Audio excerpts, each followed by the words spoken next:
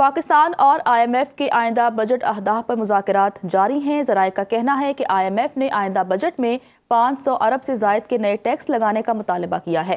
حکومتی اخراجات میں کمی، سبسڈیز محدود اور نجکاری تیز کرنے کے مطالبات بھی سامنے آئے ہیں۔ آئی ایم ایف نے کہا کہ حکومت ٹیکس رعایتیں ختم، tax to G D P کی شرح 11.2% تک لائے۔ مذاکرات میں اتفاق کیا گیا کہ 1 جولائی سے صرف ڈیجیٹل انوائسز ہی قابل قبول ہوں گی۔ ڈیجیٹل انوائسز سے 100 ارب سے زائد کے محاصل کا تخمینہ ہے۔ ایرانی وزیر خارجہ عباس عراقچی کا سعودی ہم منصب فیصل بن فرحان سے ٹیلی فونک رابطہ ہوا ہے۔ عباس عراقچی کا کہنا ہے ایران امریکہ جنگ بندی کے حوالے سے سفارتی عمل پر سعودی ہم منصب سے تبادلہ خیال ہوا۔ گفتگو میں علاقائی پیش رفت اور کشیدگی کو کم کرنے کے لیے اقدامات پر بھی مشاورت ہوئی۔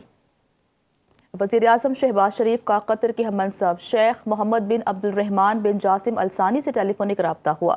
گفتگو کے دوران دونوں رہنماؤں نے دو طرفہ تعاون اور مشرق وسطیٰ کی بدلتی ہوئی صورتحال پر تبادلہ خیال کیا۔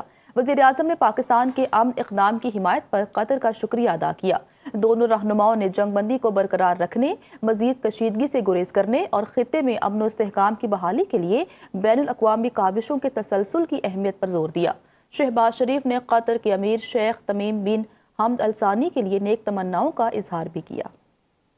نائب وزیر اعظم اسحاق ڈار کی قطری وزیر مملکت برائے امور خارجہ محمد بن عبدالعزیز الخلیفی سے ٹیلی فونک گفتگو پاک قطر رہنماؤں کا بدلتی ہوئی علاقائی صورتحال اور باہمی دلچسپی کے امور پر تبادلہ خیال۔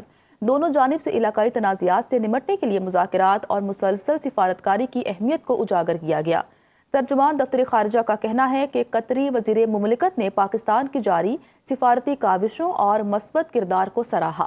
نائب وزیر اعظم اسحاق ڈار کی جانب سے خطے اور اس کے باہر امن و استحکام اور خوشحالی کے مشترکہ مقاصد کے حصول کے عزم کا اعادہ کیا۔ نائب وزیر اعظم اسحاق ڈار سے سعودی سفیر نواف بن سعید احمد المالکی کی ملاقات، پاکستان اور سعودی عرب کے برادرانہ تعلقات پر تفصیلی تبادلہ خیال کیا گیا۔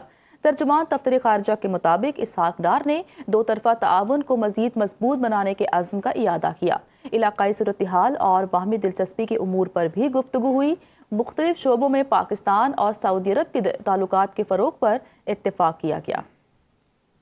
وزیر اعظم کی زیر صدارت رواں برس کے ترقیاتی بجٹ اور آئندہ مالی سال کے لیے ترقیاتی بجٹ کے منصوبوں کا جائزہ اجلاس۔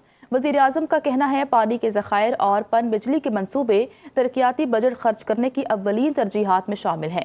بہتر کارکردگی والی وزارتوں کو ترقیاتی منصوبوں کے لیے ترجیحی بنیادوں پر بجٹ فراہم کیا جائے گا۔ ایسے ترقیاتی منصوبوں میں عوام کا پیسہ لگائیں گے جن کے نتائج یقینی ہوں گے۔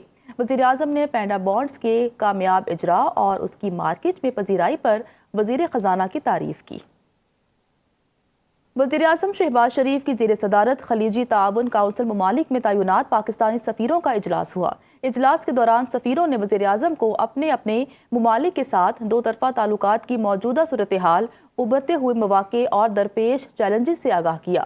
اقتصادی سفارتکاری کو مزید مؤثر بنانے، تجارت اور سرمایہ کاری کے تعلقات کو فروغ دینے، ترسیلات زر میں اضافے اور پاکستانی تارکین وطن سے متعلق امور پر بھی تفصیلی تبادلہ خیال کیا گیا۔ وزیر اعظم نے پاکستان کی خارجہ پالیسی میں خلیجی تعاون کونسل کے ممالک اور ایران کی تاریخی، اقتصادی اور تصویراتی اہمیت پر زور دیا۔